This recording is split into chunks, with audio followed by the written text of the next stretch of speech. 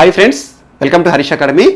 ఈరోజు వార్తలు నిలిచిన జాతీయ అంతర్జాతీయ రాష్ట్రీయ అంశాల గురించి కానివ్వండి, వార్తలు నిలిచిన వ్యక్తుల గురించి మరియు క్రీడా సంబంధిత సమాచారం గురించి ఒక్కొక్క అంశాన్ని తెలుసుకునే ముందట కొన్ని హెడ్లైన్ చూద్దాము. ఈరోజు మెడిక్యాబ్ అనే ఒక అంశం వార్తలు నిలిచింది. మెడిక్యాబ్ అంటే ఏంటి, ఎవరు తయారు చేస్తున్నారు, ప్రస్తుతం కరోనా సమయంలో దానికి సంబంధించిన సమాచారం ఏంటి చూద్దాం. మరియు ప్రస్తుతం కరోనాకి సంబంధించి జైకోడి అనే వ్యాక్సిన్ గురించి మనం క్రితం క్లాస్లో నేర్చుకున్నాం. ఈరోజు జైకోడి వ్యాక్సిన్ తయారు చేసిన జైడస్ కంపెనీ ఒక కీలక ప్రకటన చేసింది క్లినికల్ ట్రయల్స్ ఫేజెస్ సంబంధించి. అలా నేషనల్ బయోఫార్మా మిషన్లో భాగంగా జైకోడికి సంబంధించిన అంశాన్ని చూద్దాము. మరియు దాంతోపాటు ఈరోజు కేరళకి సంబంధించి ఒక మోస్ట్ ఇంపార్టెంట్ అంశం ఏంటంటే దేవాలయాల ముందు కానివ్వండి జంతు బలి నిషేధం గురించి ఒక చట్టము ఈరోజు సుప్రీంకోర్టు ప్రస్తావనకు వచ్చింది. అలా జంతు బలి నిషేధ చట్టం ఏంటి, మరి భారతదేశంలో జంతువులను హింసించే చట్టాలు ఏంటి, రాజ్యాంగ ప్రకరణ ఏంటి, అవన్నీ కూడా ఈరోజు సుప్రీంకోర్టు ఇచ్చే కీలక తీర్పులో ఉన్నాయి. దానికి సంబంధించి కానివ్వండి.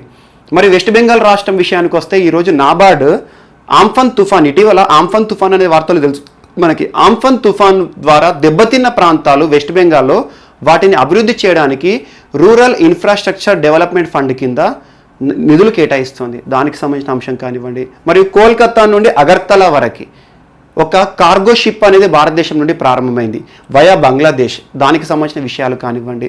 మరియు ఇండియా ఇరాన్కి సంబంధించి మరొక వార్త ఈరోజు వార్తలు నిలిచింది, అదేంటి కానివ్వండి. అవన్నీ కూడా ఒక్కొక్క అంశాన్ని మనం తెలుసుకుందాము. సో ఇప్పుడు ముందుగా ఈరోజు వార్తలు నిలిచిన మొదటి అంశం మెడిక్యాబ్. సో మెడిక్యాబ్ అంటే ఏం లేదు, ఒక ఆసుపత్రి లాంటి నిర్మాణం. సింపుల్గా చెప్పాలంటే మనం చూడండి, కరోనా కాలంలో రకరకాల మొబైల్ టెస్టింగ్ వ్యాన్ల గురించి విన్నాము. ఒక్కొక్క వ్యాన్, వాటికి పేర్లు ఏంటి, ఏ రాష్ట్ర ప్రభుత్వం ఎలా తయారు చేస్తుందని చెప్పేసి రకరకాల అంశాలు కరోనాకి సంబంధించిన రిలేటెడ్ ఇష్యూస్ మనం చూస్తున్నాం. ఈ రోజున ఈ మెడిక్యాబ్ అంటే ఒక హాస్పిటల్ లాంటి నిర్మాణం.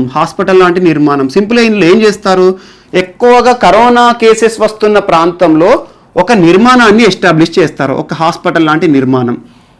సింపుల్గా చెప్పాలంటే దీన్ని మొబైల్ హాస్పిటల్ అని చెప్పొచ్చు కూడా. ఎందుకంటే ఎక్కువ కేసెస్ వస్తున్న ప్రాంతంలో ఈ హాస్పిటల్ నిర్మిస్తారు. అండ్ గుర్తుంచుకోండి, ఒక హాస్పిటల్ నిర్మించాలంటే చాలా ఏళ్ళు పట్టొచ్చు, నెలలు పట్టొచ్చు. కానీ ఈ మెడిక్యాబ్ నిర్మాణాన్ని నిర్మించడానికి జస్ట్ 2 అవర్స్లో ఎక్కడైనా దీన్ని అసెంబుల్ చేయొచ్చు.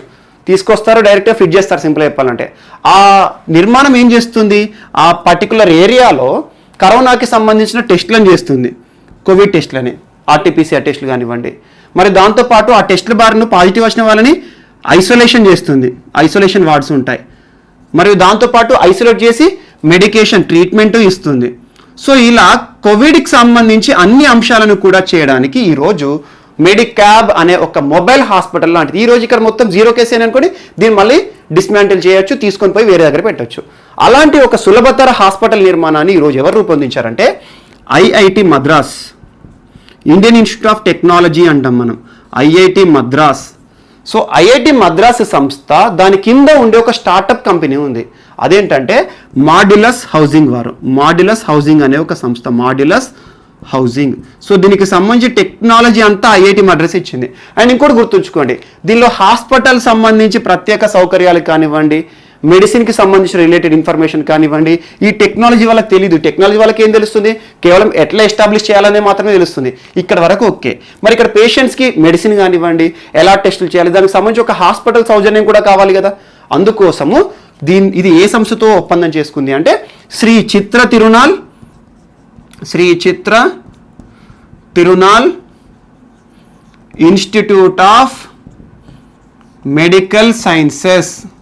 ఇది కేరళలో రెగ్యులర్గా వార్తలు నిలుస్తుంది. కేరళ రాష్ట్రంలో Shri Chitra Tirunal Institute of Medical Sciences అంటే అత్యంత ప్రతిష్టాత్మకమైన ఒక కాలేజ్.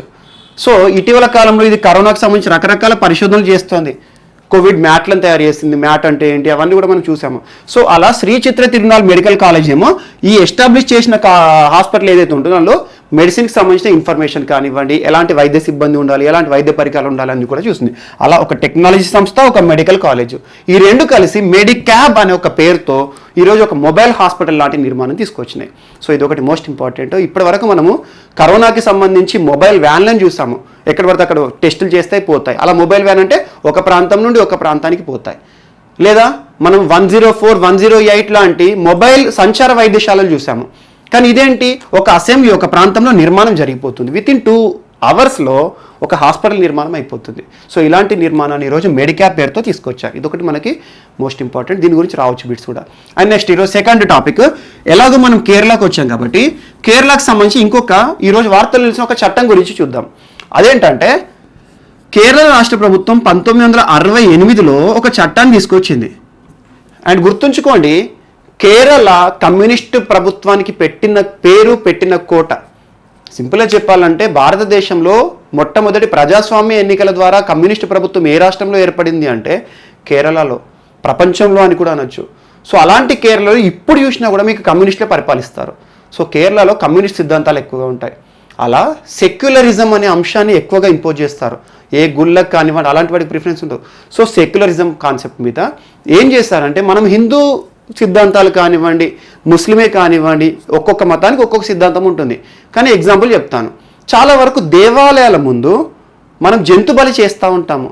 ఎగ్జాంపుల్ హిందువులు పోషమ్మ గుడి ముందట కానివ్వండి, సమ్మక్క కానివ్వండి, జాతరలో జంతువులను బలి చేస్తారు.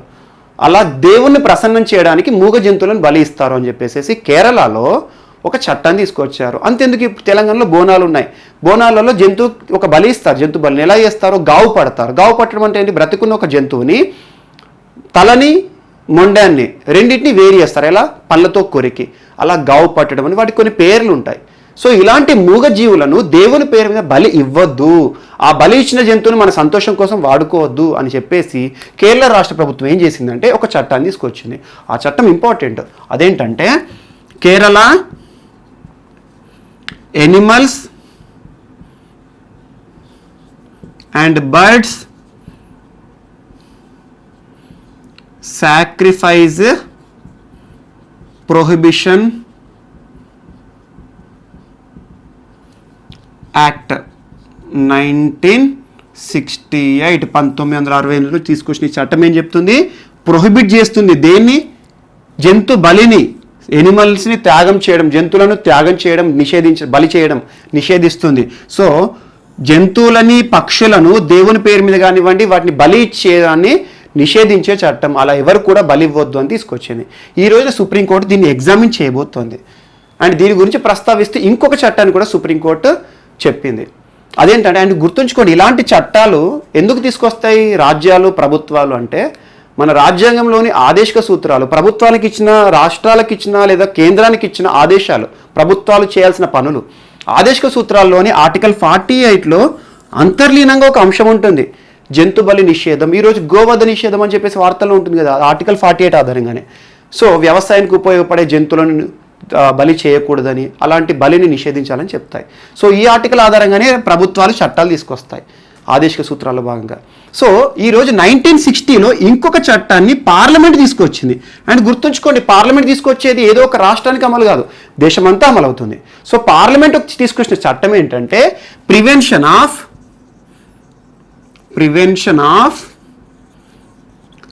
క్రుయల్టీ టు ఎనిమల్స్ యాక్ట్ 1960 1960లో తీసుకొచ్చిన ఈ చట్టం ద్వారానే ఈరోజు చూడండి భారతదేశంలోని కొన్ని రాష్ట్రాల్లో తరచూ కొన్ని పందాలు కూడా వార్తలు నిలుస్తాయి. ఆంధ్రప్రదేశ్ ప్రాంతంలోకి వెళ్ళండి, సంక్రాంతి సమయంలో కోడి పందాలను చేస్తే అరెస్ట్ చేస్తారు, నేరంగా పరిగణిస్తారు. అండ్ జల్లికట్టు తమిళనాడు ప్రాంతంలో కానివ్వండి, మహారాష్ట్రలో కొన్ని ప్రాంతాలు కూడా జరుగుతాయి. So Tamil Nadu most important. అలా జంతువులని ఆటలు ఏవైతే ఉంటాయో అలాంటి వాటిపైన సుప్రీంకోర్టు కీలక తీర్పిస్తుంది. జంతువులను హింసించకూడదు అని చెప్పేసి చాలామంది అడుగుతారు. కోడి పందాలకు సంబంధించి, కోడి పందాల్లో ఏమున్నది, ఎందుకు న్యాయస్థానాలు దీన్ని అడ్డుకుంటాయంటారు. సో ఒక్క సిద్ధాంతం ఏంటంటే ఈ ప్రివెన్షన్ ఆఫ్ క్రుయల్టీ అంటున్నా నేను, prevention of cruelty to animals, జంతువులను హింసించడాన్ని నిషేధిస్తుంది తప్పితే. కొంతమంది స్టూడెంట్స్ డౌట్ ఏమడుగుతారంటే, మరి అలాంటప్పుడు జంతువులు కోడి పందాల రూపంలో వాటితో కొట్టిపిస్తే మనం చూస్తే తప్పేముంది సార్, అలాంటిది మనం ఇంట్లో కోడి కోసుకొని చికెన్ తినమా అని అడుగుతారు చాలామంది. సో అది వేరు ఇది వేరు. మన ఆహారంలో భాగంగా ఒక జంతువుని తీసుకోవడం వేరు, కానీ జంతువులను హింసించి మన సంతోషం కోసం వేధించడం వేరు. సో ఇలా జంతువులను ఏదో ఒక పేరు మీద పందాల రూపంలో కానివ్వండి, ఇప్పుడు జల్లికట్టు అన్నాను, జల్లికట్టులో ఏం చేస్తారు, ఎనిమల్స్కి కొన్ని ఇంజెక్షన్స్, డ్రగ్స్ ఇస్తారు, వాటిని రెచ్చగొడతారు, రెడ్ క్లాస్ చూపిస్తారు, అలా ఉరికిస్తారు. అలా జంతువులను హింసించి ఆనందాన్ని పొందడం కానివ్వండి, దేవుళ్ళ పేరుతో జంతువులని హింసించడం కానివ్వండి, ఇలాంటివి వద్దు. జంతువులను కావాలంటే కోళ్ళని కానీ కట్ చేసేసుకొని తినుకుంటే ప్రాబ్లం లేదు, కానీ వాటిని హింసిస్తే మాత్రం తప్పు అని చెప్పేదే ఈ ప్రివెన్షన్ ఆఫ్ క్రుయల్టీ. జంతువులను హింసించకూడదు. అందుకే చూడండి, కొంతమంది కోతులకి ఉరివేసి ఇటీవల కాలంలో వార్తలు నిలవడం కానివ్వండి, కోతులను చంపేసి కాలబెట్టేసేసి అలా జంతువులను హింసిస్తే సమస్య.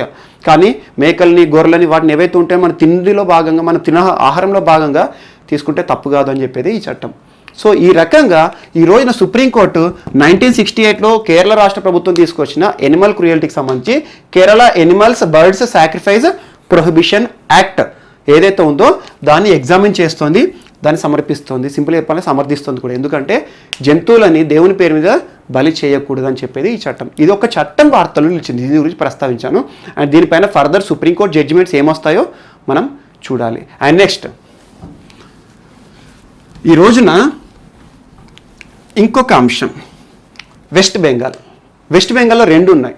ఒకటి నాబార్డ్ రిలేటెడ్. నాబార్డ్ మనం తరచూ నాబార్డ్ గురించి చర్చించుకుంటున్నాం. నిన్నటి క్లాస్లో కూడా నాబార్డ్ గురించి చర్చించాము. నాబార్డ్ అండమాన్ నికోబార్ ప్రాంతంలో 44 లక్షల రూపాయలు ఖర్చు పెట్టబోతుంది అభివృద్ధి కార్యక్రమాల్లో భాగంగా. ప్రధానమంత్రికి సంబంధించి ఆత్మనిర్భర్ భారత్ అభియాన్లో అండమాన్ ప్రాంతంలో కూడా అభివృద్ధి చేయాలి అని చెప్పేసి 44 లక్షలు పెట్టిందని చెప్పాము. ఈరోజు నాబార్డ్ ప్రత్యేకంగా వెస్ట్ బెంగాల్ ప్రాంతానికి సంబంధించి ఇటీవల వెస్ట్ బెంగాల్ ప్రాంతము చాలా దారుణంగా దెబ్బతిన్నది. సైక్లోన్ ఆంఫన్ పేరు విన్నాం మనం, ఆంఫన్ తుఫాన్ అంటారు. సో ఆంఫన్ తుఫాను ద్వారా దాదాపు రాష్ట్రంలో ఆర్థిక పరంగా దెబ్బతిన్నది, చాలామంది ప్రాణాలను కూడా బలికోరింది. అలాంటి ఆంఫన్ తుఫాను బారిన పడ్డ ప్రాంతాల్లో అభివృద్ధి మొత్తం క్షీణించింది, మొత్తం కూడా అస్తవ్యస్తమైన అన్ని నిర్మాణాలు కూలిపోయినాయి. అలాంటి పరిస్థితిలో ఉన్న ప్రాంతాలు ఏవైతే ఉంటాయో వెస్ట్ బెంగాల్లో, అందులో రూరల్ ఇన్ఫ్రాస్ట్రక్చర్ డెవలప్మెంట్ ఫండ్, గ్రామీణ మౌలిక సౌకర్యాల అభివృద్ధి నిధి, రూరల్ ఇన్ఫ్రాస్ట్రక్చర్ డెవలప్మెంట్ ఫండ్ అనే పేరు మీదట 795 కోట్లను కేటాయించింది. అండ్ గుర్తుంచుకోండి, వెస్ట్ బెంగాల్ రాష్ట్ర ప్రభుత్వం ఏమో నాబార్డ్ని ఎంత అడుగుతుందంటే కనీసం 1028 కోట్లు ఇవ్వండి, నష్టం బాగా వచ్చింది, అభివృద్ధి కార్యక్రమాలు గ్రామీణ ప్రాంతాలను అభివృద్ధి చేయడానికి నాబార్డ్ అనే సంస్థ most important national bank for agriculture and rural development. అలాంటి నాబార్డ్ సంస్థ అభివృద్ధి చేయండి అని చెప్పేసి రూరల్ ఇన్ఫ్రాస్ట్రక్చర్ డెవలప్మెంట్ ఫండ్ కింద కనీసం 1028 కోట్లు ఇవ్వండి అని చెప్తే 795 కోట్లతో అభివృద్ధి కార్యక్రమాలు చేస్తోంది. అండ్ దీనికంటే ముందు దాదాపు 140 crores ఆల్మోస్ట్ అంతకుముందు కూడా ఇచ్చింది. సో ఈ రకంగా నాబార్డ్ సంస్థ సైక్లోన్ బారిన పడ్డ ప్రాంతాలను అభివృద్ధి చేయడానికి ఈరోజు దాదాపు 795 కోట్ల రూపాయలని కేటాయించింది అని చెప్పేసి వార్త నిలిచింది. అండ్ నెక్స్ట్ ఈరోజు వెస్ట్ బెంగాల్ సంబంధించి ఇంకొక అంశం, అదేంటంటే మనకు మన్సుఖ్ మాండవీయ.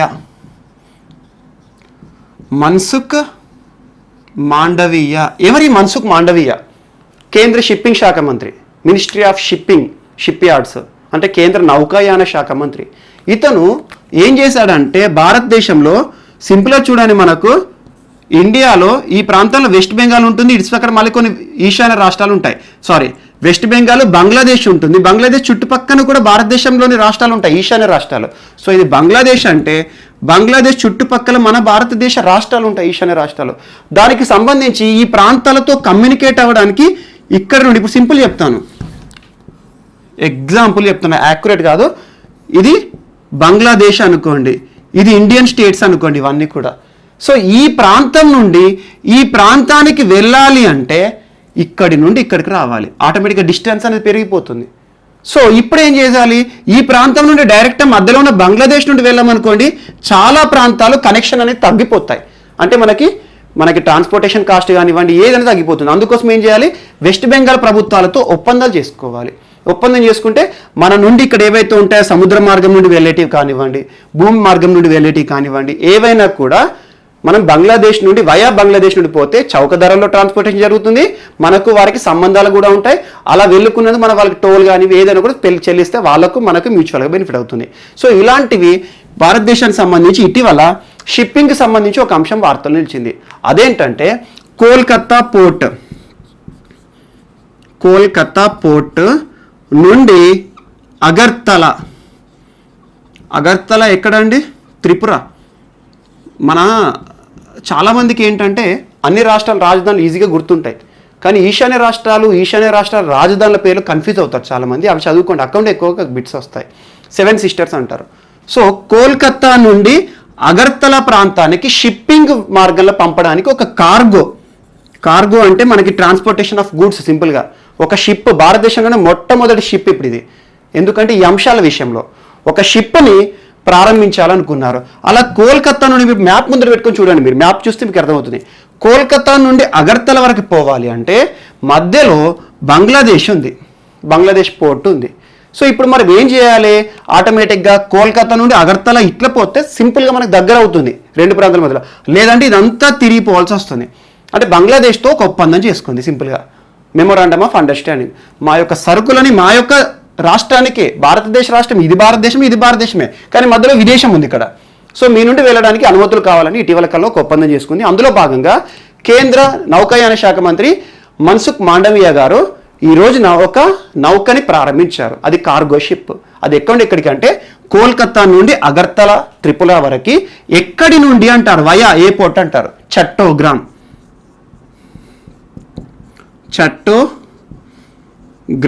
చట్టోగ్రామ్ అనేది బంగ్లాదేశ్ ప్రాంతం. అంటే ఏంటి? ఇప్పుడు మన భారతదేశంలోని వెస్ట్ బెంగాల్ ప్రాంతం నుండి త్రిపుర రాష్ట్రానికి వెళ్ళే ఒక నౌక మధ్యలో బంగ్లాదేశ్ నుండి వయా వెళ్ళిపోతుంది అన్నట్టు. సో ఇలా ఒక వార్త నిలిచింది. ఇలా బంగ్లాదేశ్ నుండి ఒక ట్రాన్స్పోర్టేషన్ పోయేది ఈరోజు మొట్టమొదటి కార్గో భారతదేశంలోని నౌకా శాఖ మంత్రి మన్సుఖ్ మాండవీయ గారు ప్రారంభించడం జరిగింది. ఇది ఒకటి కూడా మనకి ఈరోజు వార్తలు నిలిచింది. అండ్ నెక్స్ట్, ఈ రోజున మాతృ మరణాల సంఖ్యకి సంబంధించి ఒక అంశం వార్తలు నిలిచింది. మ్యాటర్నల్ మోర్టాలిటీ రేట్ అంటాం. మ్యాటర్నల్ మోర్టాలిటీ రేట్ భారత ప్రభుత్వం ఆధ్వర్యంలో ఎవ్రీ 10 yearsకి ఒకసారి హోంశాఖ పరిధిలో ఉండే మనకి రిజిస్ట్రార్ జనరల్ ఆఫ్ ఇండియా, సింపుల్గా చెప్పాలంటే వాళ్ళు మనకి సెన్సస్ని గణిస్తారు ప్రతి 10 ఏళ్ళకి ఒకసారి. వాళ్ళు మధ్యలో అప్పుడప్పుడు రిపోర్ట్స్ కూడా ఇస్తారు.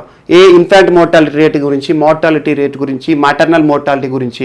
సో అందులో ఈ రోజున మాటర్నల్ మోర్టాలిటీ అంటే ఏంటంటే, మాటర్నల్ అంటే మాతృ మరణాల రేటు, మాతృ మరణాల రేటు విషయంలో ఒక రిపోర్ట్ ఇచ్చారు. అందులో భారతదేశంలో మాతృ మరణాల సంఖ్య ప్రతి సంవత్సరం, ప్రతి 2 ఏళ్ళకు ఒకసారి, ఇప్పుడు ఇది 2 ఏళ్ళకు సంబంధించి నేను చెప్తాను, ప్రతి 2 ఏళ్ళకు ఒకసారి తగ్గుతుందా పెరుగుతుందా అంటాడు. తగ్గుతుంది. సింపుల్గా చెప్పాలంటే 2014, 2016 మధ్యలో ఇచ్చిన రిపోర్ట్ ప్రకారము 130 మాతృ మరణాల సంఖ్య. ఎంతకి? ప్రతి 1,00,000కి. అండ్ గుర్తుంచుకోండి, మాతృ మరణాల సంఖ్యని 1,00,000కి కన్సిడర్ చేయాలి. అసలు మాతృ మరణాల సంఖ్య ఏంటంటే, ఒక మహిళ గర్భం దాల్చిన తర్వాత, తనకి డెలివరీ అయిన తర్వాత with in the span of some time, కొంతకాలం లోపల ప్రతి 1,00,000 మంది గర్భిణీలు ఎవరైతే ఉంటారో, బాలింతలు కానివ్వండి, గర్భిణీలు కానివ్వండి, ప్రెగ్నెన్సీ కానివ్వండి, టర్మినేషన్ ఆఫ్ ప్రెగ్నెన్సీ తర్వాత కానివ్వండి, ప్రతి 1,00,000కు ఎంతమంది చనిపోతున్నారు మహిళలు అంటే గర్భం విషయంలో అని చెప్పేదే మనకు మాతృ మరణాల సంఖ్య. సో ప్రతి 1,00,000కి 130 మంది మాతలు చనిపోతున్నారు అని చెప్పేసి మనకి 2014, 2016 మధ్యలో ఉండే. ఆ తర్వాత 2015, 2017, 2 years నేను కన్సిడర్ చేస్తున్నాను. ఇప్పుడు 122 అయిపోయింది, అంటే తగ్గుతుంది. అండ్ నెక్స్ట్ 2016, 2018కి మధ్యలో రిపోర్ట్ని ఇప్పుడు ఇచ్చింది. అంటే 2 ఏళ్ల కాలం, with in the stipulated time given by the government, the rate at which maternity mortality rate ఈ సీన్. అంటే ఏంటి?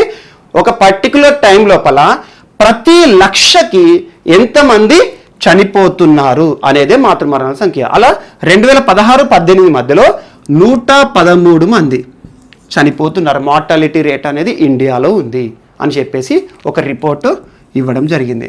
అండ్ గుర్తుంచుకోండి, మాతృ మరణాల సంఖ్య ఎంత తక్కువ ఉంటే అంత మంచిది. ఎందుకంటే మన దగ్గర అంత హాస్పిటల్కి సంబంధించి మెయింటెనెన్స్ కానివ్వండి, లేదా స్త్రీలకు ఇచ్చిన సౌకర్యాలు, పథకాలు ఎంత మంచి అద్భుతంగా అమలవుతున్నాయని చెప్పేటందుకు ఇవి నిదర్శనాలు. అదే మాతృ మరణాల సంఖ్య, ఎగ్జాంపుల్ ఒక గర్భం దాల్చిన మహిళ తను డెలివరీ అయిన తర్వాత విత్ ఇన్ ద స్టిపులేటెడ్ టైంలో చనిపోతూ ఉన్నారనుకోండి, ఆటోమేటిక్గా వాళ్ళకి హాస్పిటల్ సౌకర్యాలు కానివ్వండి, ప్రభుత్వం నుండి సహాయాలు కానివ్వండి దక్కడం లేనన్నట్టు. ఆటోమేటిక్గా ఈ సంఖ్య, చనిపోతున్న వారి సంఖ్య తగ్గుతుంది అంటే మన భారతదేశంలో పథకాలు అద్భుతంగా అమలవుతున్నాయి అన్నట్టు. ఇలా విశ్లేషణ చేయండి, ఎగ్జామ్ మెయిన్స్లో ఇలాంటి బిట్స్ అడుగుతారు. సో మాతృ మరణాల సంఖ్య విషయంలో ఇచ్చారు. అండ్ ఇంకోటి గుర్తుంచుకోండి, సస్టైనబుల్ డెవలప్మెంట్ గోల్స్ అనే ఒక కాన్సెప్ట్ ఉంటుంది.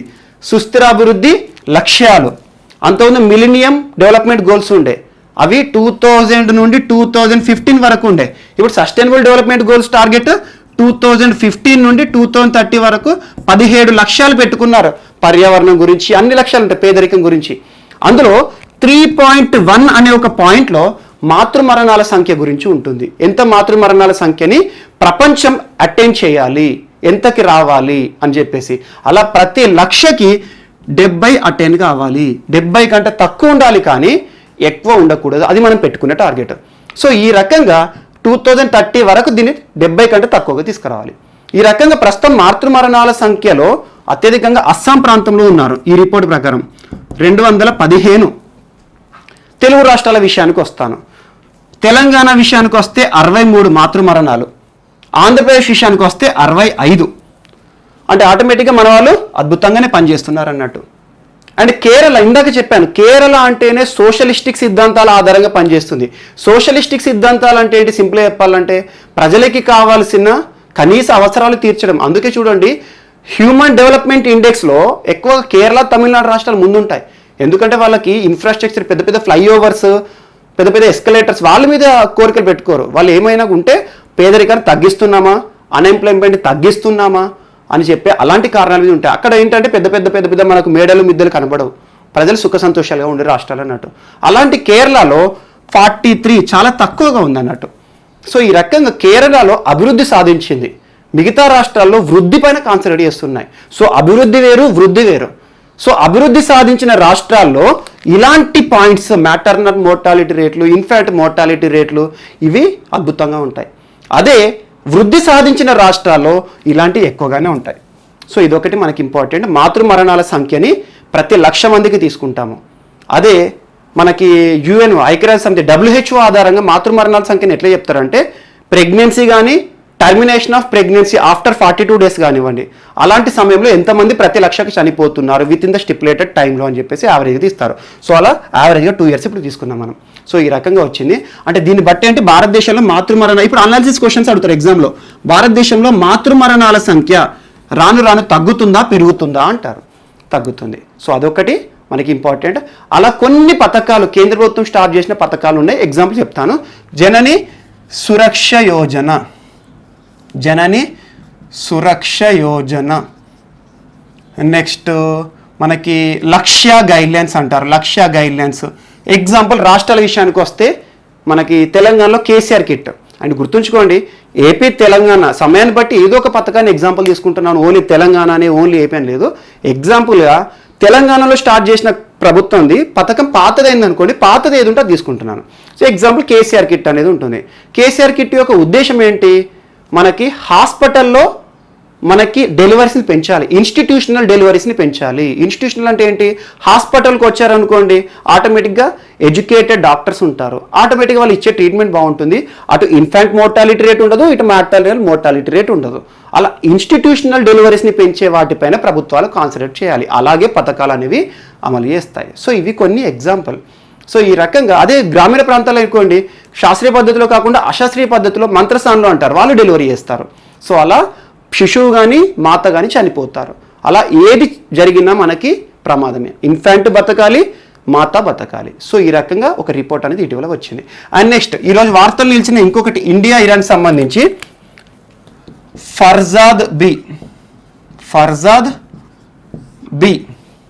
ఫర్జాద్ బి అనేది ఇటీవల ఇండియా ఇరాన్కి మధ్యలో నిలిచిన అంశం. ఇండియా ఇరాన్కి మధ్యలో నిలిచిన ఒక అంశం. సింపుల్గా చూడండి, ఇటీవల కాలంలో Iran dropped India from Chabahar port rail project అన్నాను. చాబహార్ నుండి జహడాన్ వరకు నిర్మిస్తున్న రైల్వే ట్రాక్ ఏదైతే ఉంటుందో దాదాపు 628 కిలోమీటర్ల రైల్వే ట్రాక్ని, అందులో ఇక ఇరాన్ సొంతంగా మాకు మేమే అభివృద్ధి చేస్తామని భారతదేశాన్ని పక్కకు పెట్టిందని మనం నేర్చుకున్నాము. సో ఈరోజు ఈ ఇండియా ఇరాన్కి సంబంధించి ఇంకొక ప్రాజెక్ట్ వార్తలు నిలిచింది. ఇదేంటంటే గ్యాస్ ఎక్స్ప్లోరేషన్ ప్రాజెక్ట్. అండ్ గుర్తుంచుకోండి, గల్ఫ్ దేశాల్లో ఎక్కడైనా కూడా గ్యాస్ ఎక్స్ప్లోరేషన్ ప్రాజెక్ట్సే ఉంటాయి. ఎందుకంటే పెట్రోలియం కానివ్వండి, ఇదా అలా ఇంధన వనరులకు సంబంధించి. దీనికి సంబంధించి ఈరోజు వార్తలు నిలిచిన భారతదేశ కంపెనీ ఏంటంటే ఓవిఎల్, ఓఎన్జీసీ విదేశ్ లిమిటెడ్ అన్నట్టు. ఓఎన్జీసీ విదేశ్ లిమిటెడ్, ఓవిఎల్ సంస్థ ఇరాన్లో 2002లో భారత ప్రభుత్వం ఇరాన్తో ఒక ఒప్పందం చేసుకుంది. ఈ గ్యాస్ ఎక్స్ప్లోరేషన్ చేయడానికి దాని పేరేంటంటే ఫర్జాద్ బి అనే ఒక కాంట్రాక్ట్. అందుకోసం భారతదేశము దాదాపు $6 బిలియన్ రూపాయలు ఇక్కడ ఖర్చు పెట్టబోతోంది. అదే మీకు చాబహార్ పోర్ట్ అయితే ఎంత, $1.6 బిలియన్ ప్రాజెక్ట్, అంటే దానికంటే పెద్ద ప్రాజెక్ట్ ఇది. సో ఇటీవల దీనికి సంబంధించి ministry of external affairs, foreign దేశాల గురించి, వేరే దేశాల గురించి ఎప్పుడు ఎవరైనా అనౌన్స్ చేస్తారంటే విదేశీ వ్యవహారాల శాఖ మంత్రి గారు అధికారికంగా ఇస్తేనే చూడాలి. ఎంఈఏ అంటారు, మినిస్ట్రీ ఆఫ్ ఎక్స్టర్నల్ అఫైర్స్ గారు ఒక ఇన్ఫర్మేషన్ ఇచ్చారు. భారతదేశము ఇరాన్తో కుదుర్చుకున్న ఒక ఒప్పందం ఏదైతే ఉందో ఫర్జాద్ బి గ్యాస్ ఎక్స్ప్లోరేషన్ ఒప్పందము, దానికి సంబంధించి భారతదేశ కంపెనీ అయిన ఓఎన్జీసీ విదేశ్ లిమిటెడ్ వెనక్కి రావాల్సిందే అన్నట్టు సింపుల్గా. అంటే ఇక ఫర్జాద్ బిలో ఇండియా కొనసాగలేదు అని చెప్పడం జరిగింది. అండ్ ఎందుకు అంటే చూడండి, ఇటీవల భారతదేశంపై అమెరికా ఒత్తిడి కానివ్వండి, ఇరాన్తో మనము 10% మన చమురు ఇరాన్ నుండి వచ్చినా కూడా ఈరోజు జీరోకి తెచ్చుకున్నాం, అంటే ఇరాన్తో సంబంధాలు దూరం చేసుకుంటున్నాం. అందులో ఇటీవల ఇరాన్ కూడా భారతదేశాన్ని డ్రాప్ చేసింది చాబహార్ పోర్ట్ అని. అవన్నీ ఉన్న కారణాలు ఈరోజు భారతదేశమే ఫర్జాద్ బి అనే ఒక ప్రాజెక్ట్ నుండి బయటకు వచ్చింది అనే అంశం నిలిచింది. అండ్ నెక్స్ట్, ఈరోజు ఈ గ్యాస్ ఎక్స్ప్లో ఇంధన వనరుల గురించి చెప్పాం కాబట్టి ఈరోజు కూడా ఇంకొకటి ఇంధన వనరుల అంశం నిలిచింది. అదేంటంటే ఎన్టీపీసీకి సంబంధించి national thermal power corporation limited. మనకి భారతదేశంలో ఇంధనం విషయంలో thermal corporation NTPC most important. ఈరోజు ఎన్టీపీసీ ఇంకొక సంస్థతో ఒప్పందం చేసుకుంది. అదేం ఒప్పందం అంటే national industrial infrastructure limited, NIIL, national industrial infrastructure లిమిటెడ్తో ఒక ఒప్పందం చేసుకుంది. అదేంటంటే భారతదేశంలో రెన్యూవబుల్ ఎనర్జీని అభివృద్ధి చేయాలి. గుర్తుంచుకోండి, ఎన్టీపీసీ అంటే థర్మల్. సో థర్మల్ నుండి మనం ఇప్పుడు రెన్యూవబుల్ ఎనర్జీ సోర్సెస్ పైకి వస్తున్నాం. భారతదేశంలో ఇంధనం విషయంలో NTPC most important, national thermal power corporation limited. So ఈ రోజున రానున్న కాలంలో ఇక మనము పునరుత్పాదక శక్తి వనరులపైనే ఆధారపడాలి, వాటినే అభివృద్ధి చెందించాలి అని చెప్పేసి ఈరోజు ఎన్ఐఐఎల్తో ఒక ఒప్పందం చేసుకుంది. నేషనల్ ఇండస్ట్రియల్ ఇన్ఫ్రాస్ట్రక్చర్ లిమిటెడ్ సంస్థతో ఒప్పందం చేసుకొని ఇక రెన్యూవబుల్ ఎనర్జీయే మనం నమ్ముకుందాము అంటారు. అంటే పునరుత్పాదక శక్తి వనరులు అంటే సింపుల్గా చూడండి, సోలార్ ఎనర్జీ వస్తుంది, సోలార్ కానివ్వండి, లేదంటే విండ్ ఎనర్జీ కానివ్వండి, టైడల్ ఎనర్జీ కానివ్వండి, ఇలాంటివి వస్తాయి పునరుత్పాదక శక్తి వనరులు. దీనివల్ల వచ్చే లాభం ఏంటంటే పర్యావరణం పొల్యూషన్ కాదు, అండ్ మనకి ఎప్పటికీ కూడా శక్తి వనరులు పరిమితంగా కాకుండా అపరిమితంగా ఉంటాయి. సో ఈ రకంగా రెన్యూవబుల్ ఎనర్జీ పైన ఒప్పందం ఇటీవల ఎన్టీపీసీ ఎవరితో చేసుకుంది అంటే ఓఎన్జీసీ లిమిటెడ్తో చేసింది. అండ్ నెక్స్ట్, ఈ ఒప్పందం గురించి చేసుకున్నాం కాబట్టి ఈరోజు ఇంకొక ఒప్పందం ఏంటంటే career counselling to young people. Career counselling to young people అంటే ఏంటంటే భారతదేశంలో యువతకి వారి యొక్క ఉపాధి పైన, ఉద్యోగ అవకాశాల పైన కౌన్సిలింగ్ ఇవ్వాలి అనేది. సింపుల్ చూడండి, ఈ రోజున ప్రతి ఒక్కరు చదువుకుంటారు, కానీ పర్టికులర్ కౌన్సిలింగ్ లేకపోతే, పర్టికులర్ దారి చూపించకపోతే ఎవరికైనా కూడా గమ్యాన్ని చేర్చుకోలేరు. సో ఎలా చదవాలి, ఏ రకంగా చదవాలి ఉంటేనే మనం గమ్యం రీచ్ అవుతాం.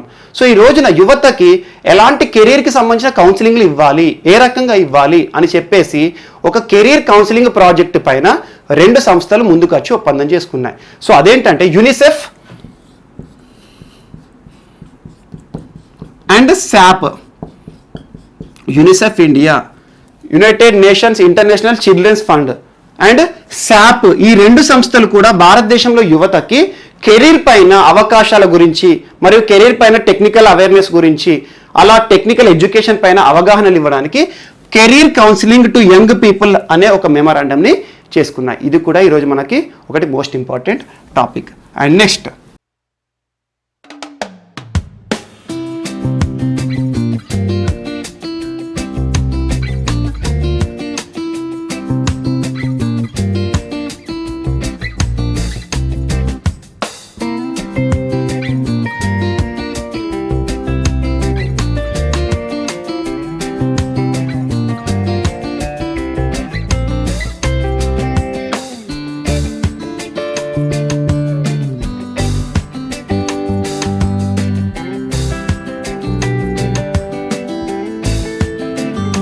సో రాజస్థాన్కి సంబంధించి 19 మంది కాంగ్రెస్ రెబల్ ఎమ్మెల్యేలు ఇటీవల పార్టీ క్రమశిక్షణ రాహిత్యానికి పాల్పడ్డారు అని చెప్పేసి ఇటీవల కాంగ్రెస్ పార్టీ రాష్ట్ర అసెంబ్లీ స్పీకర్ సిపి జోషి గారికి కంప్లైంట్ ఇచ్చింది. ఎందుకంటే ఆ సభ్యులపై అనర్హత వేటు వేయాలి అంటే అసెంబ్లీ స్పీకర్కి అధికారాలు ఉంటాయి. సో దీనికంటే ముందే అసెంబ్లీ స్పీకర్ తన యొక్క యాక్షన్ చెప్పకముందే, తన యొక్క రియాక్షన్ చూపకముందే సచిన్ పైలట్ కోర్టులను ఆశ్రయిస్తున్నాడు. ఇదే ఇప్పుడు వివాదానికి వచ్చింది. సో స్పీకర్ వ్యవస్థకి మరియు న్యాయ వ్యవస్థకి, స్పీకర్ కంటే ముందే న్యాయ వ్యవస్థలు ఈ అసెంబ్లీ స్పీకర్ అధికారాలపైన జోక్యం చేసుకోవచ్చా అని.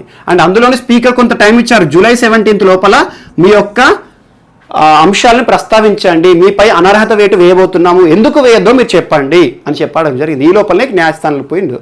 అందువల్ల ఇప్పుడు మనకి అనర్హత వేటు షెడ్యూల్ 10, మనకి రాజ్యాంగంలో షెడ్యూల్ 10 ఉంటుంది.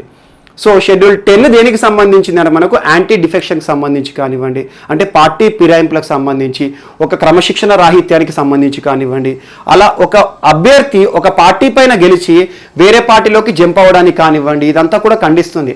అలా 1985లో పార్టీ ఫిరాయింపుల నిషేధ చట్టం, యాంటీ డిఫెక్షన్స్ అనేది ఒక క్రైమ్, డిఫెక్షన్స్ అనేది ఒక క్రైమ్ అని చెప్పేసి యాంటీ డిఫెక్షన్స్ యాక్ట్ 1985లో అప్పటి భారతదేశ ప్రధాని రాజీవ్ గాంధీ గారు తీసుకురావడం జరిగింది. అలా కొంతమంది ఏం చేస్తారంటే ఎన్నికల్లో ఒక పార్టీ పైన ఎన్నికల్లో నిలబడతారు. చాలామంది కూడా ఊళ్ళలో గ్రామీణ ప్రాంతాలు ఎలా ఉంటాయంటే కొంతమంది అభ్యర్థిని చూడరు, పార్టీని చూస్తారు. అలా పార్టీకి ఓటు చేసిన తర్వాత రాష్ట్రంలో అధికార పార్టీలోకి జంప్ అవుతారు చాలామంది. కొంతమంది అధికార పార్టీ నుండి అసమ్మతి మంత్రులు ఎవరైతే వేరే పార్టీలకు జంప్ వస్తారు. సో అలా రకరకాల పేర్లు ఉంటాయి. ఎగ్జాంపుల్, మీరు అధికార పార్టీ నుండి ప్రతిపక్ష పార్టీలు కానీ వేరే పార్టీలకు జంప్ అయ్యారు అనుకోండి, దాన్ని కార్పెట్ క్రాసింగ్ అంటారు. అదే మనం ప్రతిపక్ష పార్టీల నుండి అధికార పార్టీలకు వచ్చామనుకోండి, దాన్ని ఫ్లోర్ క్రాసింగ్ అంటారు. ఒక పార్టీ నుండి ఒక పార్టీకి జంప్ అవడాన్ని హార్స్ ట్రేడింగ్ అంటారు. ఇవన్నీ షెడ్యూల్ 10లో ఉంటాయి. సో షెడ్యూల్ 10 అనేది ఈరోజు వార్తల్లో నిలిచింది. అండ్ స్పీకర్ తన నిర్ణయాన్ని వెలువరిచే ముందే, తన నిర్ణయాన్ని చెప్పే ముందే న్యాయస్థానాన్ని ఆశ్రయించవచ్చా లేదా అనేదే క్వశ్చన్గా మిగిలింది. సో అదొకటి మనకి ఈరోజు వార్తల్లో ఉంది. అండ్ నెక్స్ట్ ఈరోజు ఇంకొక అంశం ఎన్నికలకు సంబంధించి మనం తరచూ చర్చించుకుంటున్నాం. అదేంటంటే section 60 of IT act, section 60 of RPA act, simple చెప్పాలంటే రిప్రజెంటేషన్ ఆఫ్ పీపుల్స్ యాక్ట్ 1951. దీని గురించి దాదాపు ఒక 10-15 సార్లు చర్చించుకున్నాం. మనం రెగ్యులర్గా రిపీట్ చేసుకుంటున్నాం. ప్రజాప్రాతినిధ్య చట్టము 1951లోని సెక్షన్ 60 బ్యాలెట్ ఓటు గురించి ఇటీవల తరచూ చర్చించాము. అలా ఎన్నికలకు ముందు ఇటీవల కేంద్ర న్యాయశాఖ మంత్రి గారు కొన్ని నిబంధనలు రిలీజ్ చేశారు. ఈసారి రానున్న ఎన్నికల్లో 65 సంవత్సరాలు పైబడిన వారికి మరియు కోవిడ్-19 అనుమానితులకి, పేషెంట్స్కి ఎవరైతే ఉంటారో వాళ్ళకి పోస్టల్ బ్యాలెట్ సౌకర్యాన్ని ఇస్తున్నట్టుగా చెప్పడం జరిగింది. దానిపైన ఈరోజు ఈసీఐ ఏం ప్రస్తావించింది అంటే చాలా ప్రతిపక్ష పార్టీలు అభ్యర్థించాయి ఎన్నికల సంఘాన్ని. ఎందుకంటే భారతదేశంలో ట్రాన్స్పరెంట్గా ఎలాంటి అవినీతికి పాల్పడకుండా ఎన్నికలు నిర్వహించే అధికారం ఎన్నికల సంఘానికి ఉంటుంది. సో ఎన్నికల సంఘము అలా రకరకాల పార్టీల నుండి వస్తున్న అభ్యంతరాలను చూసి ఈ 65 సంవత్సరాల పైబడిన వాళ్ళు ఎవరైతే ఉంటారో మరియు కోవిడ్-19 సంబంధించి వీళ్ళకి అసలు ప్రస్తుతం ఈ కోవిడ్-19 చెప్పలే కానీ 60 సంవత్సరాల పైబడిన వారికి పోస్టల్ బ్యాలెట్ అనేది ఇవ్వము అని చెప్పింది. మరి ఎందుకు ప్రతి ఒక్క పార్టీ కూడా దీనిపైన చర్చిస్తుంది? పోస్టల్ బ్యాలెట్ అంటేనే అవినీతికి ఎందుకు చూస్తారంటే, ఎగ్జాంపుల్ చాలా గ్రామీణ ప్రాంతాల్లో కానివ్వండి, చాలా ప్రాంతాల్లో కూడా 65 ఇయర్స్ ఎబో వాళ్ళు ఎవరైనా కూడా కొంతమంది చదువుకొని వాళ్ళు ఉంటారు, ఇల్లిటరేట్. అలాంటి వాళ్ళు పోస్టల్ బ్యాలెట్లో ఎలా టిక్ పెట్టాలి, ఏ రకంగా ప్రాసెస్ చేయాలి, ఏ రకంగా పంపాలి ఇదంతా తెలీదు. సో వాళ్ళకు ఒక స్క్రైబ్ కావాలి, అంటే ఒక సహాయకుడు కావాలి. అందులో ఏం చేస్తాడు సహాయకుడు, తన ఆలోచన ఆధారంగా వీరికి హెల్ప్ చేస్తాడు. వాళ్ళు ఒక పార్టీ అంటే ఇతను ఇంకో పార్టీ చెప్పడానికి వాళ్ళకి తెలియదు. సో ఆటోమేటిక్గా ఓట్ అనేది దొంగిలించబడుతుంది సింపుల్గా చెప్పాలంటే. అండ్ ఇంకోటి గుర్తుంచుకోండి, ప్రజాస్వామ్య దేశంలో ఎన్నికల్లో secrecy of ballot section 94 of RPA act 1951 important. ఎందుకంటే మనం వేసిన ఓటు మనకే తెలియాలి. ఇప్పుడు నాకు చదువు రాకపోయేసరికి నేను పోస్టల్ బ్యాలెట్లో నేను ప్రాసెస్ చేయకుండా వేరే వాళ్ళ సాయం తీసుకుంటున్నా అంటే నా సీక్రెసీ అనేది పోతుంది కదా, నేను ఎవరికి ఓటు వేస్తున్నాను తెలియట్లేదు కదా అనే ఉద్దేశం ఆధారంగా ఇప్పుడు చాలామంది పార్టీలు కూడా, అండ్ ఇంకొకటి అధికారంలో ఉన్న పార్టీలు దీన్ని ఆసరాగా తీసుకొని బలం ప్రయోగించి లేదా ప్రలోభాలు పెట్టి కొంతమంది ఓట్లను టార్గెట్ చేస్తాయి అని రకరకాల అభ్యంతరాలను 65 ఇయర్స్ ఎబో ఉన్న వారికి క్యాన్సిల్ చేసింది. అండ్ దీంతో పాటు జూలై మంత్ ఎండింగ్ వరకల్లా ప్రతి ఒక్క పార్టీని బీహార్కి సంబంధించి నేషనల్ పార్టీ రాష్ట్ర పార్టీలను ఒక అంశాల గురించి అడిగింది. ఏంటంటే రానున్న ఎన్నికలు ఎలా నిర్వహించాలి, మీరే చెప్పండి, మీరు చెప్పినట్టుగా మేము నిర్వహిస్తాము. ఎందుకంటే ఎన్నికల సంఘము కండక్ట్ ఆఫ్ ఎలక్షన్ రూల్స్ 1961 ఆధారంగా ఎన్నికల నియమావళి ఏ రకంగా ఉంటుందో చెప్తుంది. ఇందులో నిబంధనలు ఉంటాయి ఎలా కండక్ట్ చేయాలని చెప్పేసి. ఇటీవల దీన్నే conduct of election rules amendment 2020 అని చెప్పేసి కేంద్ర న్యాయశాఖ రిలీజ్ చేసింది. సో ఈ కండక్ట్ ఆఫ్ ఎలక్షన్ రూల్స్ 1961 ఆధారంగా ఎన్నికలు నిర్వహిస్తుందన్నాను.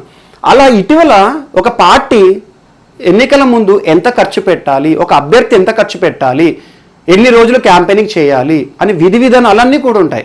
కానీ ఇప్పుడున్న ప్రస్తుత కోవిడ్-19 పరిస్థితుల కాలంలో ఒక అభ్యర్థి బయట ఎన్నికలకు సంబంధించి ప్రచారాలు చేసే పరిస్థితి లేదు. గుంపులు గుమిగూడే ప్రాంతాలు ఉంటే ఎన్నికల్లో భారీ భారీ సభలు పెడతారు. మరి కోవిడ్-19 ఒక సభలో ఒకరికి కరోనా ఉందంటే అందరు నాశనమే.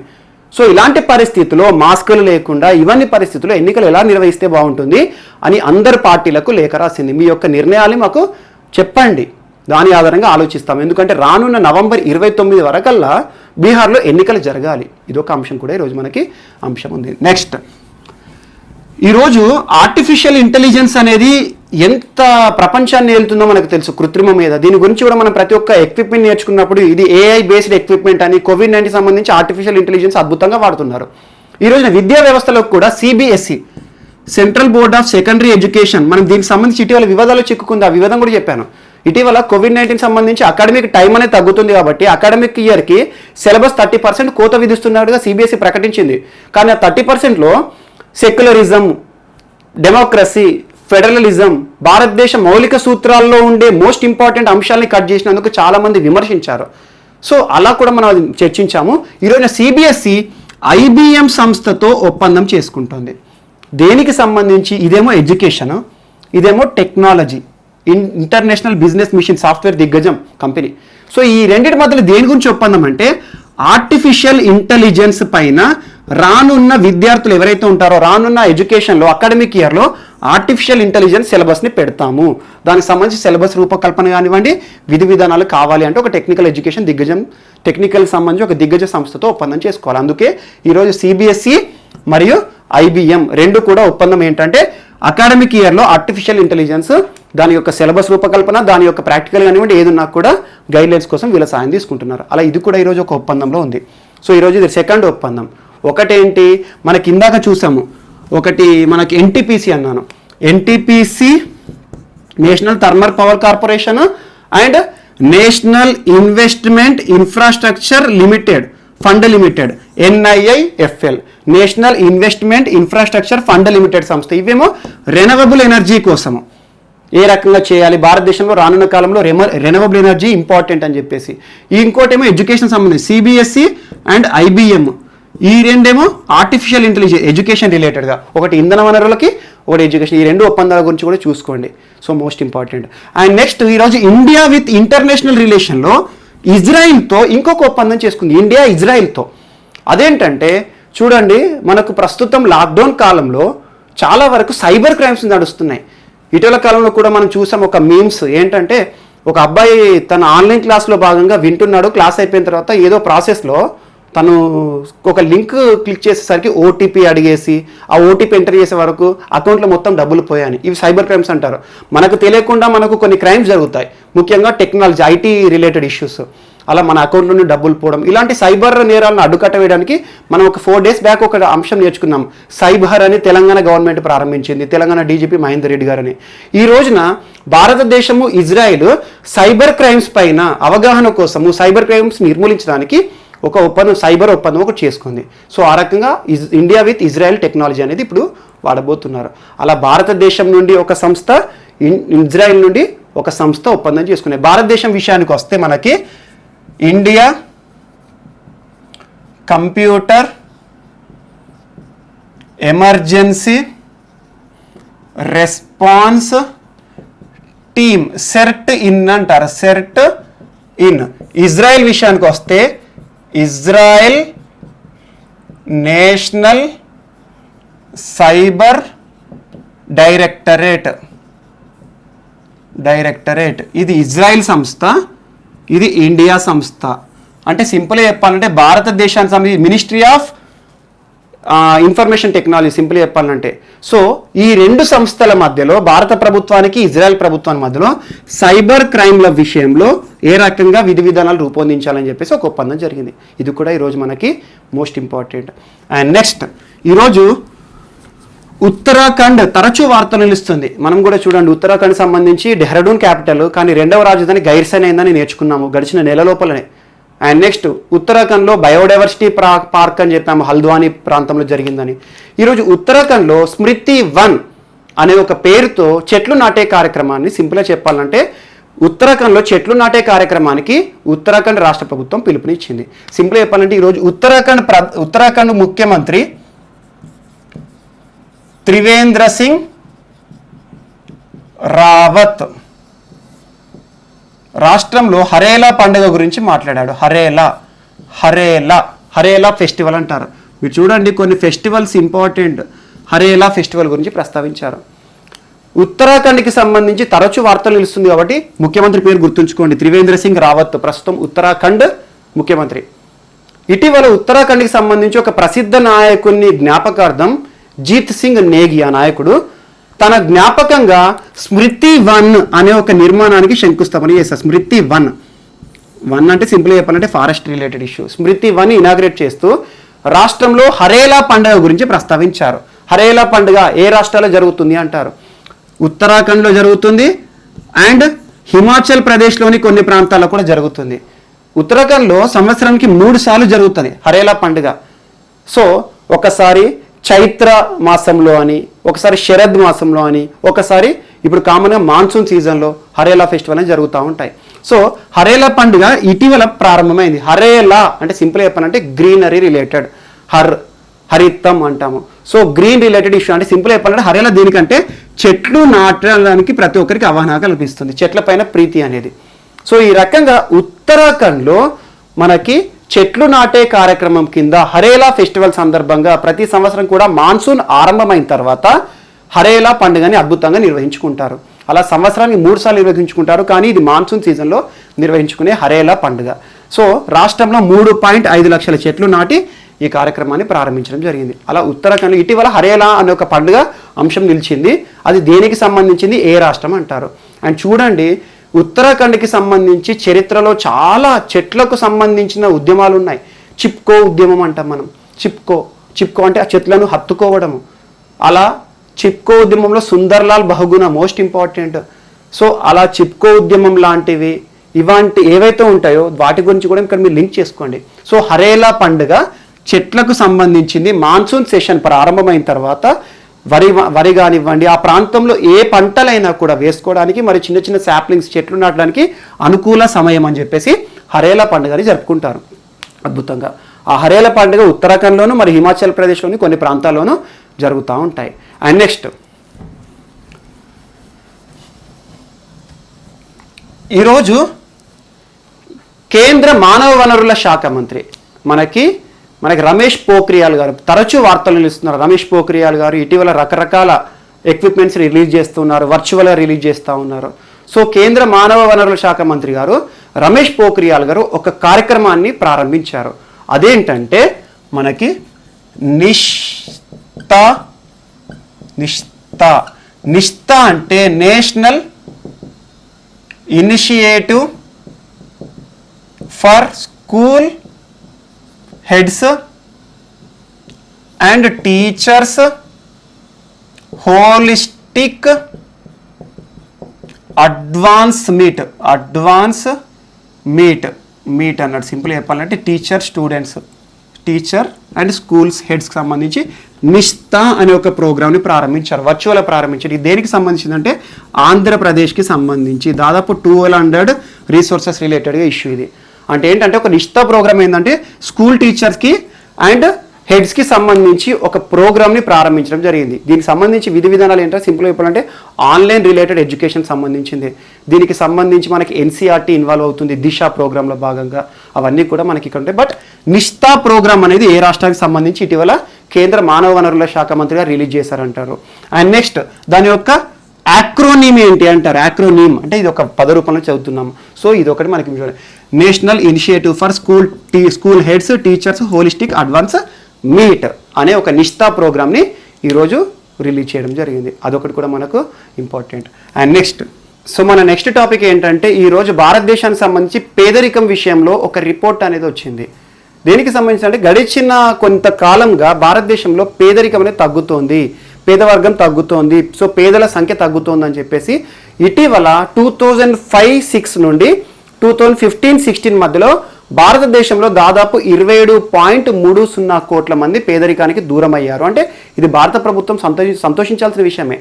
ఎందుకంటే మనం చూడండి, సస్టైనబుల్ డెవలప్మెంట్ గోల్స్లో కానివ్వండి, మిలీనియం డెవలప్మెంట్ గోల్స్లో కానివ్వండి, లేదా ప్రపంచ ఐక్యరాజ్య సమితియే కానివ్వండి, రకరకాల సంస్థలన్నీ కూడా ఈరోజు పేదరికాన్ని నిర్మూలించడానికి ప్రతి ప్రభుత్వం కూడా చర్యలు చేయాలి, లేదంటే పేదరిక సంక్షేమ చర్యలు తీసుకోవాలి, కార్యక్రమాలు ప్రవేశపెట్టాలి అని చెప్పేసి చెప్తూ ఉంటాయి. అందులో భాగంగా ఈరోజు పేదవర్గం జనాభా తగ్గుతోంది, పేదల సంఖ్య తగ్గుతోందంటే భారతదేశం అద్భుతమైన పథకాలను ప్రవేశపెడుతుందని కూడా మనం భావించవచ్చు.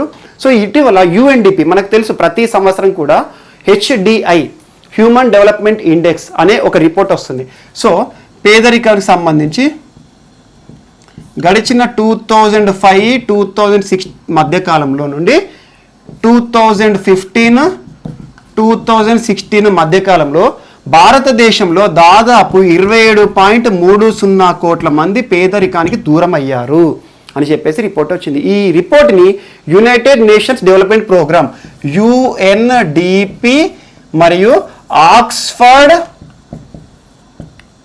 Poverty and human development initiative, Oxford poverty and human development initiative and UNDP మనకు ప్రతి సంవత్సరం మనకు తెలుసు HDI మానవాభివృద్ధి సూచి.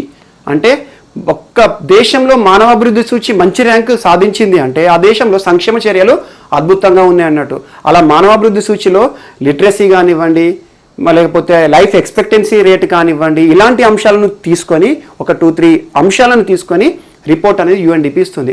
ఈరోజు UNDP మరియు Oxford poverty and human development initiative ఈ రెండు సంస్థలు సంయుక్తంగా భారతదేశానికి సంబంధించి గడిచిన 10 ఏళ్ళు 2005-2015 మధ్య కాలంలో భారతదేశంలో దాదాపు 27.30 కోట్ల మంది పేదరికానికి దూరం అయ్యారు అని చెప్పింది. అండ్ చూడండి, పేదరికం కానీ నిరుద్యోగం కానివ్వండి ప్రపంచంలోని ఏ దేశంలో అయినా ఇవి ఉంటాయి. అసలు పేదలు లేని దేశం అనేది ప్రపంచంలో లేదు. ప్రపంచంలో ఏ దేశమైనా పేదరికంతో అలమటిస్తుంది. ఈవెన్ అభివృద్ధి చెందిన అమెరికా లాంటి దేశం కానివ్వండి, ఎంత పెద్ద అమెరికా దేశంలో కూడా పేదరికం అనేది ఉంటుంది. కానీ ఒక దేశం పేరు తరచు వార్తలు వినిపిస్తుంది, లగ్జంబర్గ్ దేశంలో పేదరికం లేదు అని ప్రతి ఒక్క దేశం అంటుంది, కానీ అధికారికంగా లగ్జంబర్గ్ ఎలాంటి ప్రకటన చేయలేదు. సో ఈ రకంగా పేదరికానికి సంబంధించి ఒక రిపోర్ట్ అనేది ఈరోజు వార్తల్లో నిలిచింది. And next, industry related global manufacturing risk index అనేది ఒకటి ఈరోజు వార్తల్లో నిలిచింది. అందులో భారతదేశం 3వ స్థానంలో ఉంది అండి. అదేంటో చూద్దాం ఇప్పుడు. So global manufacturing risk index దాదాపు 48 దేశాలను ప్రాతిపదికగా తీసుకుంది. ఇందులో 3వ స్థానంలో ఈరోజు భారతదేశం ఉంది. అంటే మ్యానుఫ్యాక్చరింగ్ సెక్టర్లో రిస్క్ తక్కువగా ఉండే దేశాలు అన్నట్టు. అందులో టాప్ ప్లేస్లో చైనా ఉంది, సెకండ్ USA, అంటే వాటి తర్వాత ఈరోజు భారతదేశం ఉంది. అలా 48 దేశాలకు సంబంధించిన ఒక రిపోర్ట్ గ్లోబల్ మ్యానుఫ్యాక్చరింగ్ రిస్క్ ఇండెక్స్లో భారతదేశం స్థానం 3వ స్థానం. సో ఈ రిపోర్ట్ని ఏ సంస్థ రిలీజ్ చేస్తుంది అంటారు? కుష్మన్ అండ్ వేక్ఫీల్డ్ రిపోర్ట్ అంటారు దీన్ని. కుష్మన్ అండ్ వేక్ఫీల్డ్ రిపోర్ట్ అంటారు. సో అలా గ్లోబల్ మ్యానుఫ్యాక్చరింగ్ రిస్క్ ఇండెక్స్లో భారతదేశం స్థానము 3వ స్థానంలో ఉంది. సో ఇదొకటి కూడా మనకి మోస్ట్ ఇంపార్టెంట్. అండ్ నెక్స్ట్, ఈరోజు వార్తల్లో నిలిచిన వ్యక్తుల్లో మోస్ట్ ఇంపార్టెంట్ మనకి రోష్ని నాడార్ మల్హోత్రా. సో మనకి భారతదేశ దిగ్గజ IT company HCL, Shiva Nadar. ఎవరైనా HCL అనగానే బ్లైండ్గా శివ నాడార్ గారు గుర్తుకొస్తారు. హిందుస్థాన్ కంప్యూటర్స్ లిమిటెడ్, నోయిడా కేంద్రంగా స్థాపించబడ్డ ఈ HCL భారతదేశ IT కంపెనీల్లో లిస్ట్ అయిన దిగ్గజ కంపెనీ. భారతదేశంలో లిస్ట్ అయిన IT దిగ్గజ కంపెనీ. దీనికి ఇటీవల ఒక మహిళ, ఈ శివ నాడార్ కూతురు రోష్ని నాడార్ మల్హోత్రా చైర్పర్సన్గా నియమితులవ్వడం జరిగింది. సో ఒక లిస్టెడ్ కంపెనీ, అతిపెద్ద దిగ్గజ కంపెనీకి ఒక విమెన్ చైర్పర్సన్గా రావడం మొట్టమొదటిసారి. సో మొట్టమొదటి చైర్పర్సన్ అతిపెద్ద దిగ్గజ కంపెనీ భారతదేశంలో లిస్ట్ అయిన ఐటీ కంపెనీస్ విషయానికి వస్తే. సో అలా ఈరోజు హెచ్సిఎల్ కంపెనీకి రోష్ని నాడార్ మల్హోత్రా తను వార్తల్లో నిలిచింది. ఇకపై చైర్పర్సన్గా హెచ్సిఎల్ కంపెనీకి తను బాధ్యతలు స్వీకరించనున్నారు. అండ్ ఈరోజు వార్తల్లో నిలిచిన ఇంకొక వ్యక్తి పేరు ఏంటంటే తను ఒకప్పుడు మహారాష్ట్రలో ఎస్ఈసిగా పనిచేసింది, స్టేట్ ఎలక్షన్ కమిషనర్.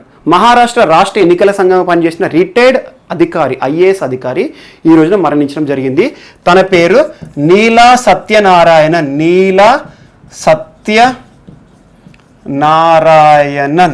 సో తను చనిపోవడం జరిగింది. ఒకప్పుడు మహారాష్ట్రకి ఎస్ఈసిగా పనిచేసింది, స్టేట్ ఎలక్షన్ కమిషనర్గా పనిచేయడం జరిగింది. సో ఈ రకంగా మనకి నీలా సత్యనారాయణ కూడా వార్తలు నిలిచింది. And next third person Kate Winslet అనగానే ప్రతి ఒక్కరికి గుర్తుకొచ్చే మూవీ టైటానిక్. సో అద్భుతమైన హాలీవుడ్ తార. ఈ రోజున TIFF Toronto International Film Festival, అలా ఈ సంవత్సరము 45th TIFF అవార్డ్స్ అనేది రాబోతున్నాయి. సో ఇటీవల దానికి సంబంధించి భారతదేశం నుండి ఎవరు అంబాసిడర్గా వెళ్ళారు కూడా మనం చర్చించుకున్నాము. So TIFF Toronto International Film ఫెస్టివల్లో ఈరోజు మనకి కేట్ విన్స్లెట్కి ఒక అవార్డు అనేది రాబోతుంది 45th TIFF అవార్డ్స్లో. అవి సెప్టెంబర్ 15th నుండి జరగబోతున్నాయి. సో ఆ అవార్డు ప్రాముఖ్యత ఏంటంటే TIFF ఆ అవార్డు ఏంటంటే ట్రిబ్యూట్ యాక్టర్ అవార్డు కోటాలో కేట్ విన్స్లెట్కి ఇవ్వబోతున్నారు.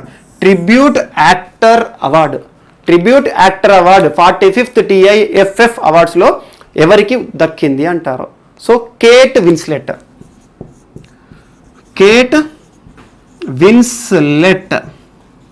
సో ఇలా వార్తలు నిలిచింది. అండ్ నెక్స్ట్ ఇక రాష్ట్రీయ అంశాల విషయానికి వస్తే ఒకటి గుర్తుంచుకోండి, తెలంగాణ ఏపీ అని కాదు, రెండు రాష్ట్రాలకు సంబంధించిన అంశాలు ఇంపార్టెంటే. ఏపీ అభ్యర్థులకు ఒక డౌట్ ఏముంటుందంటే తెలంగాణకు సంబంధించిన ఇన్ఫర్మేషన్ చదవాలని. అన్నీ అవసరం లేదు, కొన్ని ఏంటంటే జాతీయ స్థాయిలో గుర్తింపు పొందిన పథకాలు కానివ్వండి, అవి ఏపీ అయినా తెలంగాణ అయినా వేరే రాష్ట్రాల్లో పథకాలైనా కూడా ఎక్కడైనా కాంపిటేటివ్ ఎగ్జామ్లు అడుగుతారు. సో ఈ రోజున తెలంగాణ అంశాలు కానివ్వండి, ఆంధ్ర కానివ్వండి, ఈ రెండిట్లలో ఏవైతే వార్తల్లో ఆ రోజు ఉంటాయో అది ఖచ్చితంగా వాటి గురించి చర్చిస్తాం. ఒకరోజు తెలంగాణలో వార్త ఉండకపోవచ్చు, ఒకరోజు ఏపీలో ఉండకపోవచ్చు, బట్ ఒకరోజు రెండు ఉండొచ్చు, ఒకరోజు రెండు ఉండకపోవచ్చు. ఏది వార్తల్లో ప్రముఖంగా ఉంటే దాని గురించి మనం చర్చిస్తాము. ఈరోజు తెలంగాణకు సంబంధించి రెండు అంశాలు ఉన్నాయి వార్తల్లో. ఒకటి రైతు వేదిక, రెండు మధ్యాహ్న భోజన పథకం. మనకు తెలుసు రైతు వేదికలకు సంబంధించి తెలంగాణ ముఖ్యమంత్రి కేసీఆర్ గారు తరచూ చర్చిస్తారు. సో రైతుల సంక్షేమమే మా ధ్యేయం అని చెప్పేసి రైతు వేదికలకు సంబంధించి ఇటీవల నిర్మాణాన్ని చేపడతాము అన్నారు. అలా ఇటీవల రైతు వేదిక నిర్మాణాన్ని తెలంగాణ రాష్ట్ర అటవీ శాఖ మరియు పర్యావరణ శాఖ మంత్రి అల్లోల ఇంద్రకరణ్ రెడ్డి గారు నిర్మల్ జిల్లా చిట్యాల గ్రామంలో రైతు వేదికను శంకుస్థాపన చేశారు. రైతు వేదిక అంటే రైతు సంక్షేమమే ధ్యేయంగా రైతుకు సంబంధించిన సమస్యలు పరిష్కరించే విధంగా రైతు వేదికల నిర్మాణం అనేది ఈరోజు వార్తల్లో ఉంది. అండ్ సెకండ్ అంశం ఈరోజు కేసీఆర్ గారే ప్రముఖంగా ప్రస్తావించారు, బట్ అధికారికంగా ఇంకేమీ రాలేదు. చూడండి, విద్యార్థులకు సంబంధించి ఏంటంటే మనము స్కూళ్ళలో చూడండి మధ్యాహ్న భోజన పథకం అని ప్రభుత్వం సంక్షేమ చర్యల భాగంగా ప్రస్తావిస్తుంది. ఇప్పుడు ప్రతి ఒక్క రాష్ట్రంలో కూడా మధ్యాహ్న భోజన పథకం ఉంటుంది, కేంద్ర ప్రభుత్వం స్పాన్సర్ చేస్తుంది కొన్ని రాష్ట్రాల్లో. సో అలా మధ్యాహ్న భోజన పథకం యొక్క ఉద్దేశం ఏంటంటే ఒకటే, విద్యార్థులకి పోషణ స్థాయి పెంచాలి, రెండు విద్యా రేటుని తగ్గించాలి. డ్రాప్అవుట్స్ అంటారు కొంతమంది, ఏంటంటే నెల రోజులు స్కూల్కి వస్తారు, డ్రాప్అవుట్స్ అయిపోతారు. అలా డ్రాప్అవుట్స్ తగ్గించాలి. విద్యార్థులకి జాతీయ ఆహార భద్రతా చట్టం ఆధారంగా ప్రతి ఒక్కరికి కూడా ఆహారం అనేది హక్కు ఈ రోజున. సో అలా ఆహారాన్ని కల్పించాలి, పోషణ విలువలను పెంచాలి అని చెప్పేసి ఈ రోజున ప్రతి ఒక్క రాష్ట్ర ప్రభుత్వం మధ్యాహ్న భోజన పథకాలు నిర్వహిస్తుంది. ఈ రోజున తెలంగాణ ప్రభుత్వం కూడా ఒక కీలక నిర్ణయం ఏం తీసుకుంది అంటే రానున్న విద్యా సంవత్సరం నుండి ఇంటర్ మరియు డిగ్రీ కాలేజెస్ స్టూడెంట్స్కి కూడా మధ్యాహ్న భోజన పథకాన్ని ప్రవేశపెడతాము అని సూచనప్రాయంగా చెప్పారు. బట్ దానికి సంబంధించి అధికారికంగా అంశాలు ఇంకా రావాల్సి ఉంది. సో మధ్యాహ్న భోజన పథకం ఇకపైన ఇంటర్ మరియు డిగ్రీ విద్యార్థులకి కూడా మేము ప్రవేశపెడుతున్నామని చెప్పడం జరిగింది. ఇది ఒకటి మనకి ఈరోజు తెలంగాణ సంబంధించిన విషయాల్లో ఉన్నాయి. సో ఇక రేపటి న్యూస్లో మనం ఈరోజు ఏమైనా మిస్లేనియస్ చిన్న చిన్న అంశాలు ఒకటి రెండు మిస్ అయినా కూడా ఏం టెన్షన్ పడాల్సిన అవసరం లేదు, మనం నెక్స్ట్ క్లాస్లో మళ్ళీ చర్చించుకుందాం. సో నెక్స్ట్ క్లాస్లో మళ్ళీ మనం ఈరోజు మిస్లేనియస్ అంశాలు ఏమైనా మిగిలిపోయినా మరియు దాంతోపాటు రేపటి అంశాలను కూడా చర్చిద్దాము. So thank you.